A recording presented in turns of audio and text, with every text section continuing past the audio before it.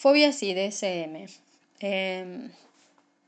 Las fobias en el DSM están tipificadas dentro de los trastornos de ansiedad. Así como veíamos que el trastorno obsesivo compulsivo también estaba dentro de los trastornos de ansiedad, las fobias, en este caso la fobia específica y la fobia social, que es lo que describe el DSM, van a estar ubicadas entonces o tipificadas dentro de los trastornos de ansiedad. Los trastornos de ansiedad en general son varios, los vamos a ver en Psicopatología 2, pero en el caso de las fobias es importante tener en cuenta que dentro de los trastornos de ansiedad el DSM especifica dos cuestiones, describe dos cuestiones, que una es la crisis de angustia y otra es la agorafobia. Y es importante prestar atención a esta descripción, tanto de la crisis de angustia, o como por ahí ustedes también conocen panic attack, así como de la agorafobia, porque es lo que nos va a permitir pensar en un trastorno de ansiedad, ¿no? ¿Qué es la crisis de angustia? Bueno, es la aparición, ¿no? En líneas generales, es la aparición de un temor, un miedo intensos, o un malestar clínico significativo, ¿no? Sumado a la aparición de síntomas somáticos, ¿sí? Que son muy variados, ¿no? Que pueden ir desde palpitaciones a elevación de la frecuencia cardíaca, a sudoración, temblores, sensación de ahogo o falta de aliento, sensación de atragantarse, opresión o malestar torácico, náuseas, molestias abdominales, inestabilidad, mareo, en algunos casos también desmayos, desrealización, despersonalización, miedo a perder el control o a volverse loco. Esto es bastante común escuchar en las personas que tuvieron una crisis de angustia, esta sensación de que se volvían locos. Miedo a morir. Parestesias, ¿no? Que es la cuestión del hormigueo, la sensación de entumecimiento en los brazos o en las piernas, en las manos, etc. Y escalofríos o sofocación, es decir, que la aparición de síntomas es muy variada, ¿sí? Entonces hay una sensación de malestar intenso o de miedo que va a ir acompañada de por lo menos 4 de estos síntomas, ¿no? Y esta aparición es brusca, ¿no? La crisis tiene esta característica, que aparece intempestivamente, ¿sí? Y va a alcanzar como una máxima expresión, como un pico, y después va a bajar, ¿no? La persona se va a calmar de a poco, ¿no? Pero esto es uno de los criterios que, más allá del trastorno de ansiedad del que estemos hablando, es importante que lo tengan en cuenta. Y la otra cuestión a tener en cuenta es el diagnóstico de agorafobia. La agorafobia, o los criterios para pensar la agorafobia, tienen que ver con la aparición de ansiedad al encontrarse la persona en lugares o situaciones donde escapar le pueda resultar difícil, o donde encontrar ayuda le pueda resultar difícil, ¿sí? Por ejemplo, ir a un recital, ¿no? O ir a un lugar donde hay mucha gente, o estar fuera de la casa, o viajar, no sé, tener un viaje de larga distancia, sea en un micro, sea en un avión, etc. Es decir, situaciones donde salirse de esa situación sea realmente dificultoso, ¿no? Entonces, ¿qué es lo que hace la persona con agorafobia? Evita estas situaciones, ¿no? Evita viajar, evita ir a lugares con mucha gente, evita, hasta que en un momento se queda dentro de su casa, ¿no? Y salir de su casa le genera mucha ansiedad, le genera mucho malestar, ¿no? Al punto de que atravesar cualquier situación, ¿no? Es realmente crítico, y a veces no lo pueden hacer. Lo hacen cuando lo hacen con mucha angustia, ¿no? Con mucho malestar, y a veces se vuelve indispensable la presencia de alguien conocido para que les ayude a realizar estas actividades, por ejemplo, ¿no? Bien, ¿no? Entonces, estas dos cuestiones. Antes de pensar cualquier trastorno de ansiedad, hay crisis de angustia y hay agorafobia, o una o la otra, ¿no? Pero estar atento a la aparición de cualquiera de estas dos cuestiones. Entonces vamos a la fobia. ¿Qué es la fobia para el DSM? El DSM va a plantear dos tipos de fobia, la fobia específica y la fobia social. Con respecto a la fobia específica, es la aparición de temor, ¿sí? Que en general es excesivo e irracional y que está desencadenado por la presencia, y acá hay una palabrita que no es menor, que es la anticipación, ¿no? Por la presencia o la anticipación de un objeto o una situación específica. ¿Sí? Entonces, lo que genera temor, ¿sí? O malestar no es solamente estar frente a una situación temida o estar frente a un objeto temido, sino que ya pensar en esa situación o ya pensar en ese objeto genera ansiedad, genera miedo o genera respuestas de ansiedad. ¿Se entiende? Entonces, los objetos o situaciones fobígenos son muy variados, ¿no? Pueden ser tan variados como personas haya. Hay gente que tiene miedo a volar, gente que tiene miedo a algún animal, gente que tiene miedo a la visión de sangre, digo, ¿no? Es como que hay algunos miedos que son universales, pero digamos, el contenido del objeto o la situación fobígena puede variar de persona a persona. Lo que no varía es la respuesta frente a la exposición o la anticipación de este objeto o situación específica, ¿no? Entonces, la exposición al estímulo fóbico, sea este el que sea, va a provocar siempre una respuesta de ansiedad, ¿sí? Que cuando esa respuesta de ansiedad es muy intensa, vamos a estar hablando de una crisis de angustia. Es decir, la respuesta puede ser desde alguna respuesta aislada de ansiedad, qué sé yo, palpitaciones o bueno, vértigo, etcétera, a una crisis de angustia situacional, ¿no? Una crisis de angustia con mucho más síntomas, con temor, etcétera. Muchas veces en los niños la ansiedad va a tener la forma de llanto o de un berrinche o la inhibición, ¿no? La inhibición. La persona se da cuenta de que este miedo o que esta respuesta es excesiva y es irracional, ¿sí? En los niños este reconocimiento puede faltar. Y bueno, como planteábamos en la agorafobia, las situaciones fóbicas buscan evitarse, ¿no? Este es el denominador común de la persona con fobia, es decir, va a evitar estas situaciones. Lo que pasa es que hay veces que estas situaciones no se pueden evitar, ¿no?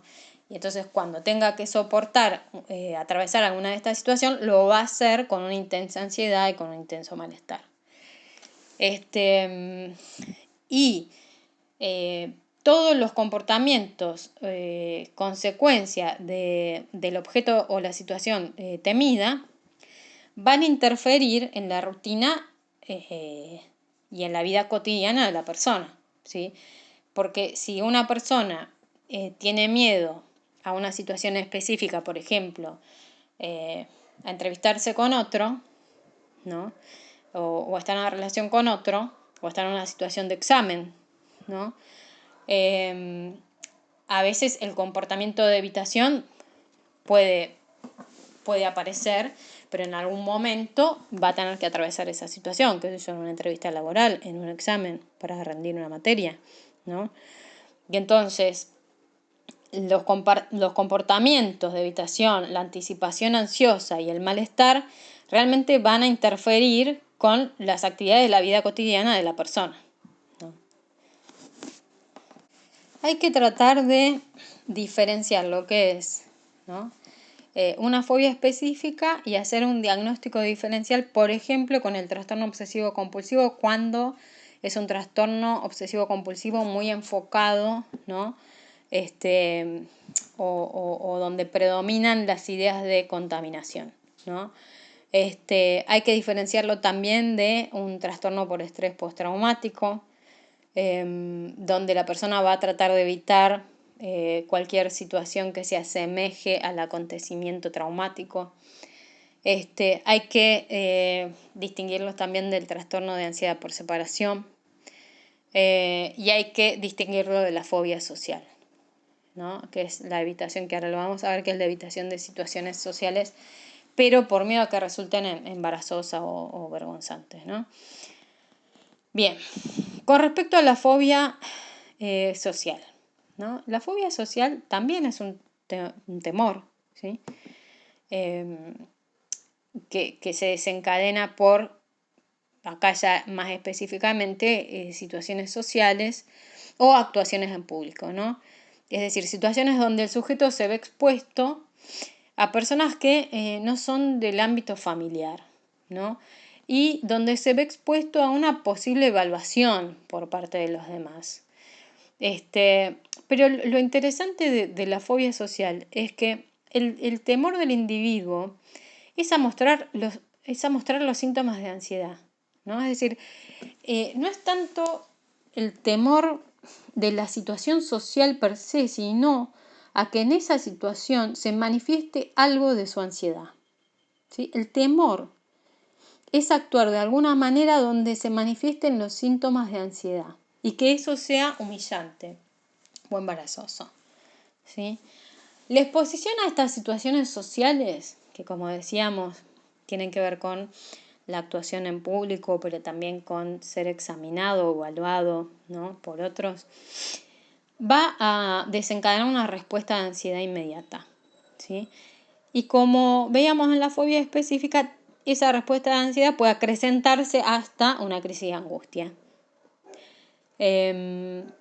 Al igual que en la fobia específica, en los niños la ansiedad muchas veces se manifiesta en llanto, en berrinches, en inhibición, en retraimiento, ¿sí? Y bueno, al igual que en la fobia específica, también el sujeto reconoce que este temor es excesivo, digamos, que no hay un peligro vital, y sin embargo, las situaciones sociales o las actuaciones en público son temidas, ¿no? Y por lo tanto se van a evitar, o como decíamos anteriormente, si se atraviesan va a ser con muchísima ansiedad y malestar. Claramente, todos estos comportamientos que desencadenan la ansiedad frente a esta situación van a ser, van a interferir en la vida cotidiana de la persona, ¿no? En su trabajo, en su vida académica, en su vida social, etc., ¿no? Y de la misma manera que veíamos antes, es importante hacer un diagnóstico diferencial, descartar que no se trate de algún efecto secundario del consumo de drogas o psicofármacos, y que no se explique mejor por la presencia de otro trastorno mental, como podría ser un trastorno de angustia con o sin agorafobia, o un trastorno de ansiedad por separación, o un trastorno dismórfico corporal, que eso lo habíamos trabajado y tenía que ver, ¿no?, con la persona muy obsesionado con algún defecto físico, y entonces que eso produzca que no quiere estar con otros, ¿no? O un trastorno esquizoide de la personalidad, que bueno, en este momento, en esta materia no lo vamos a trabajar, lo vamos a trabajar más adelante. Y en este caso, específicamente de la fobia social, hay que descartar también la presencia de alguna enfermedad médica, por ejemplo, ¿no? Que el temor que se describe en el criterio A, ¿sí?, no se relacione con la enfermedad médica. Por ejemplo, si tiene tartamudez, ¿sí?, o si tiene Parkinson, ¿no?, etcétera. Cualquier síntoma de enfermedad médica que pueda generar que la persona sienta vergüenza de actuar en público o bueno, de algunos tipos de situaciones sociales de más exposición, ¿no? Entonces hay que tener en cuenta también esto, ¿no?, porque por ahí tiene que ver más como consecuencia de enfermedad médica. Y por otro lado, en este caso de la fobia social, hay que explicar si es una fobia generalizada o si más bien se circunscribe a una temática en particular. Porque si es generalizada significa que los temores hacen referencia a cualquier situación social, ¿no? Y cuando los temores hacen referencia a todas las situaciones sociales, hay que empezar a pensar en un diagnóstico adicional de trastorno de la personalidad por evitación, que ahora no lo podemos ver, pero que lo vamos a retomar en psicopatología 2, ¿no? Entonces, una cosa es que la persona tenga una fobia social y que por ahí sea específico a, no sé, situaciones de examen o situaciones donde se siente evaluado, ¿no? Una entrevista de trabajo, como decíamos antes, o un examen, ¿no? Eso es como es fobia social, pero está como especificado en la temática. Ahora, cuando el temor social es cualquier situación social, ¿no? Ahí hay que empezar a pensar ya en un trastorno de la personalidad, ¿sí? Que es el trastorno de la personalidad por evitación. Bueno, esto en líneas generales es fobia para el DCM, ¿sí? Hay que tengan en cuenta que todo lo que es fobia, si bien está, digamos, si bien ya la angustia está ligada a un objeto o a una situación, siempre va a haber respuestas de ansiedad. Por eso hay que estar atento a esta caracterización de la crisis de angustia, donde aparecen, además del miedo o el malestar intensos, palpitaciones, sensación de falta de aire, etc. ¿Sí? Pero en líneas generales, esto sería para el DCM la fobia específica y la fobia social, ¿sí? Uno podría conjeturar que lo que más aparece y lo que más prevalece es la fobia social, ¿sí? Pero bueno, el dato interesante entonces es que cuando la fobia social está generalizada, entonces hay que pensar en otro tipo de trastorno que ya es un trastorno de la personalidad.